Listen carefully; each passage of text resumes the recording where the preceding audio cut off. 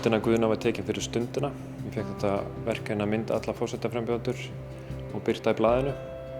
Hugmyndin með myndunum í blaðinu var að það yrði samræmi á milli allra mynda. En fyrst ég var að fá alla frambjóðendur til mín þá ákvað ég að brjóta þetta upp og mynda það á annan hátt heldur en var birt í blaðinu. Guðni hafði ekki mjög mikið tíma þegar hann kom til mín, þannig ég þurfti að stilla upp í 2 mismunandi setup og hann gaf mér sem betur fyrir þann tíma sem þurfti til að ná bæði fyrir umfyllunin í blaðið og því sem ég vildi ná.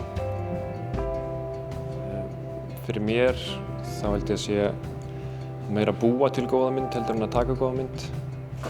Ég myndi frekar vilja skapa hugmynd á bak við myndina og vinna svona ákveðna frumvinnu áður en maður tekur myndina.